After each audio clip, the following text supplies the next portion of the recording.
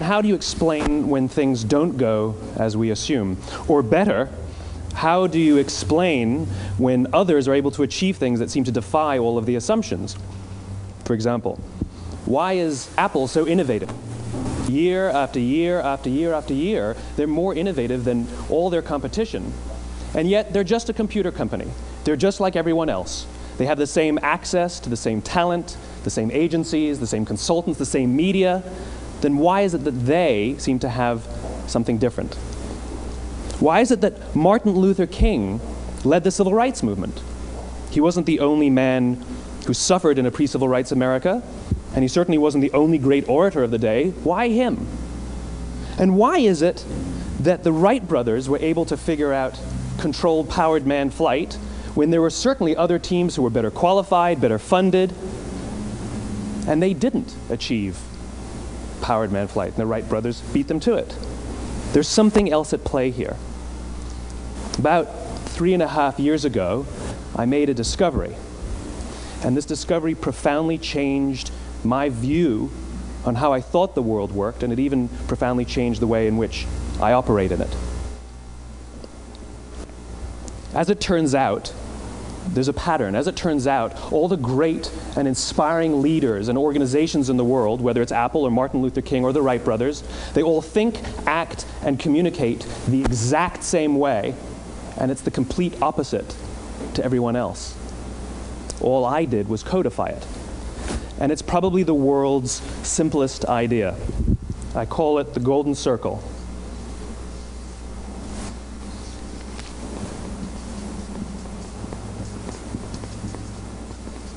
Why, how, what?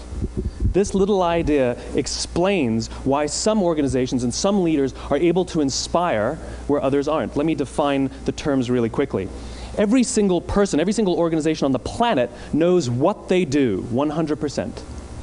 Some know how they do it, whether you call it your differentiating value proposition or your proprietary process or your USP.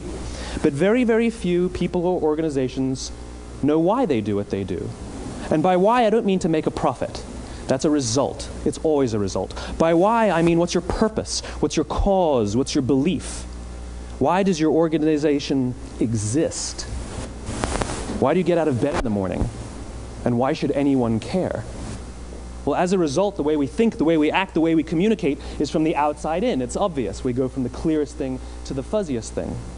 But the inspired leaders and the inspired organizations, regardless of their size, regardless of their industry, all think, act, and communicate from the inside out. Let me give you an example. I use Apple because they're easy to understand and everybody gets it. If Apple were like everyone else, a marketing message from them might sound like this. We make great computers. They're beautifully designed, simple to use, and user-friendly. Want to buy one? Meh. And that's how most of us communicate. That's how most marketing is done, that's how most sales is done, and that's how most of us communicate interpersonally. We say what we do, we say how we're different or how we're better, and we expect some sort of behavior, a purchase, a vote, something like that. Here's our new law firm.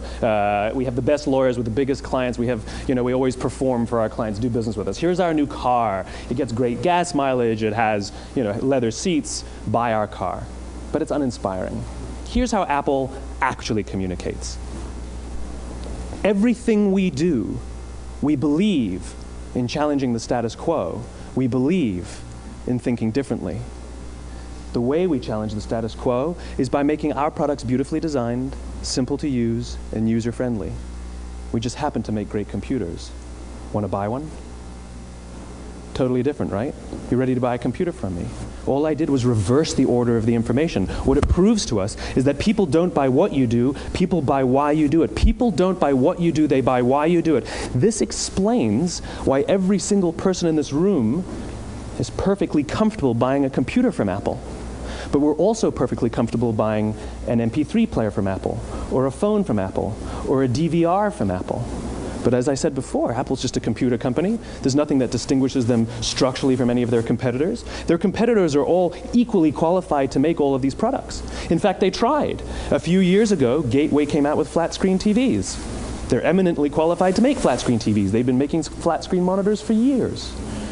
Nobody bought one. And Dell came out with MP3 players and PDAs. And they make great quality products, and they can make perfectly well-designed products, and nobody bought one. In fact, talking about it now, we can't even imagine buying an MP3 player from Dell. Why would you buy an MP3 player from a computer company? But we do it every day. People don't buy what you do, they buy why you do it. The goal is not to do business with everybody who needs what you have. The goal is to do business with people who believe what you believe. Here's the best part. None of what I'm telling you is my opinion. It's all grounded in the tenets of biology, not psychology, biology. If you look at a cross-section of the human brain, looking from the top down, what you see is the human brain is actually broken into 3 major components that correlate perfectly with the golden circle. Our newest brain, our Homo sapien brain, our neocortex, corresponds with the what level. The neocortex is responsible for all of our rational and analytical thought and language. The middle 2 sections make up our limbic brains, and our limbic brains are responsible for all of our feelings, like trust and loyalty. It's also responsible for all human behavior, all decision-making, and it has no capacity for language. In other words, when we communicate from the outside in, yes, people can understand vast amounts of complicated information like features and benefits and facts and figures. It just doesn't drive behavior. When we communicate from the inside out, we're talking directly to the part of the brain that controls behavior, and then we allow people to rationalize it with the tangible things we say and do. This is where gut decisions come from. You know, sometimes you can give somebody all the facts and your figures, and they say, I know what all the facts and details say, but it just doesn't feel right. Why would we use that verb? It doesn't feel right. Because the part of the brain that controls decision-making doesn't control language. And the best we can muster up is, I don't know, it just doesn't feel right. Or sometimes you say you're leading with your heart or you're leading with your soul. Well, I hate to break it to you, those aren't other body parts controlling your behavior. It's all happening here in your limbic brain, the part of the brain that controls decision-making and not language. But if you don't know why you do what you do, and people respond to why you do what you do, then how will you ever get people to vote for you or buy something from you, or more importantly, be loyal and want to be a part of what it is that you do? Again, the goal is not just to sell people who need what you have. The goal is to sell to people who believe what you believe. The goal is not just to hire people who need a job. It's to hire people who believe what you believe. I always say that, you know, there's, if you hire people just because they can do a job, they'll work for your money. But if you hire people who believe what you believe, they work for you with blood and sweat and tears. And nowhere else is there a better example of this than with the Wright brothers.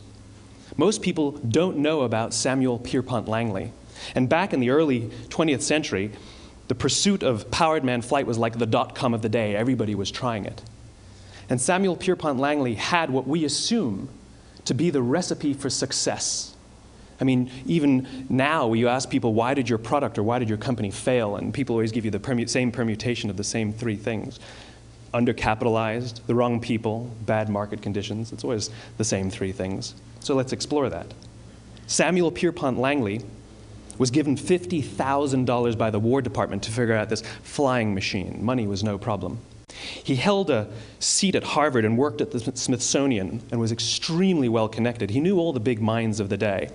He hired the best minds money could find, and the market conditions were fantastic. The New York Times followed him around everywhere, and everyone was rooting for Langley. And how come we've never heard of Samuel Pierpont Langley? A few hundred miles away in Dayton, Ohio, Orville and Wilbur Wright. They had none of what we consider to be the recipe for success. They had no money. They paid for their dream with the proceeds from their bicycle shop. Not a single person on the Wright brothers' team had a college education, not even Orville or Wilbur. And the New York Times followed them around nowhere. The difference was Orville and Wilbur were driven by a cause, by a purpose, by a belief. They believed that if they could figure out this flying machine, it'll change the course of the world. Samuel Pierpont Langley was different. He wanted to be rich, and he wanted to be famous. He was in pursuit of the result. He was in pursuit of the riches. And lo and behold, look what happened. The people who believed in the Wright brothers' dream worked with them with blood and sweat and tears. The others just worked for the paycheck. And they tell stories of how every time the Wright brothers went out, they would have to take 5 sets of parts because that's how many times they would crash before they came in for supper. And eventually, on December 17th, 1903, the Wright brothers took flight. And no one was there to even experience it. We found out about it a few days later. And further proof that Langley was motivated by the wrong thing, the day the Wright brothers took flight, he quit. He could have said, "That's an amazing discovery, guys. Now we'll improve upon your technology." But he didn't. He wasn't first. He didn't get rich. He didn't get famous. So he quit. People don't buy what you do, they buy why you do it. And if you talk about what you believe, you will attract those who believe what you believe. Well, why is it important to attract those who believe what you believe? Something called the law of diffusion of innovation. And if you don't know the law, you definitely know the terminology. The first 2.5% of our population are our innovators. The next 13.5% of our population are our early adopters. The next 34% are your early majority, your late majority, and your laggards. The only reason these people buy touch-tone phones is because you can't buy rotary phones anymore. We all sit at various places at various times on the scale, but what the law of diffusion of innovation tells us is that if you want mass market success or mass market acceptance of an idea, you cannot have it until you achieve this tipping point between 15 and 18% market penetration, and then the system tips. And I love asking businesses, what's your conversion on new business? And they love to tell you, oh, it's about 10%, proudly. Well, you can trip over 10% of the customers. We all have about 10% who just get it. That's how we describe them, right? That's like that gut feeling, oh, they just get it. The problem is, how do you find the ones that just get it before you're doing business with them versus the ones who don't get it? So it's this here, this little gap, that you have to close, as Geoffrey Moore calls it, crossing the chasm. Because you see, the early majority will not try something until someone else has tried it first. And these guys, the innovators and the early adopters, they're comfortable making those gut decisions. They're more comfortable making those intuitive decisions that are driven by what they believe about the world, and not just what product is available. These are the people who stood online for 6 hours to buy an iPhone when they first came out, when you could have just walked into the store the next week and bought one off the shelf. These are the people who spent $40,000 on flat-screen TVs when they first came out, even though the technology was substandard. And by the way, they didn't do it because the technology was so great. They did it for themselves. It's because they wanted to be first. People don't buy what you do, they buy why you do it. And what you do simply proves what you believe. In fact, people will do the things that prove what they believe. The reason that person bought the iPhone in the first 6 hours, or stood in line for 6 hours, was because of what they believed about the world and how they wanted everybody to see them. They were first. People don't buy what you do, they buy why you do it. So let me give you a famous example, a famous failure and a famous success of the law of diffusion of innovation. First, the famous failure. It's a commercial example. As we said before a second ago, the recipe for success is money and the right people and the right marketing conditions, right? You should have success then. Look at TiVo. From the time TiVo came out about 8 or 9 years ago to this current day, they are the single highest quality product on the market. Hands down, there is no dispute. They were extremely well-funded. Market conditions were fantastic. I mean, we use TiVo as a verb. I TiVo stuff on my piece of junk Time Warner DVR all the time. But TiVo is a commercial failure. They've never made money. And when they went IPO, their stock was at about $30 or $40 and then plummeted, and it's never traded above 10. In fact, I don't think it's even traded above 6, except for a couple of little spikes. Because you see, when TiVo launched their product, they told us all what they had. They said, we have a product that pauses live TV, skips commercials, rewinds live TV, and memorizes your viewing habits without you even asking. And the cynical majority said, we don't believe you, we don't need it, we don't like it, you're scaring us. What if they had said, if you're the kind of person who likes to have total control over every aspect of your life, boy, do we have a product for you. It pauses live TV, skips commercials, memorizes your viewing habits, etc., etc. People don't buy what you do, they buy why you do it, and what you do simply serves as the proof of what you believe.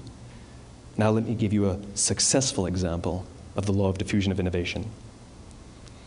In the summer of 1963, 250,000 people showed up on the Mall in Washington to hear Dr. King speak. They sent out no invitations, and there was no website to check the date. How do you do that? Well, Dr. King wasn't the only man in America who was a great orator. He wasn't the only man in America who suffered in a pre-civil rights America. In fact, some of his ideas were bad. But he had a gift. He didn't go around telling people what needed to change in America. He went around and told people what he believed. I believe, I believe, I believe, he told people. And people who believed what he believed took his cause and they made it their own, and they told people. And some of those people created structures to get the word out to even more people. And lo and behold, 250,000 people showed up on the right day, on the right time to hear him speak. How many of them showed up for him? 0. They showed up for themselves. It's what they believed about America that got them to travel on a bus for 8 hours to stand in the sun in Washington in the middle of August. It's what they believed, and it wasn't about black versus white. 25% of the audience was white.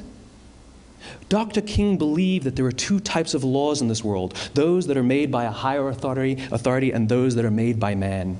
And not until all the laws that are made by man are consistent with the laws that are made by the higher authority will we live in a just world. It just so happens that the civil rights movement was the perfect thing to help him bring his cause to life. We followed him not for him, but for ourselves. And by the way, he gave the I have a dream speech, not the I have a plan speech. Listen to politicians now with their comprehensive 12-point plans. They're not inspiring anybody. Because there are leaders and there are those who lead.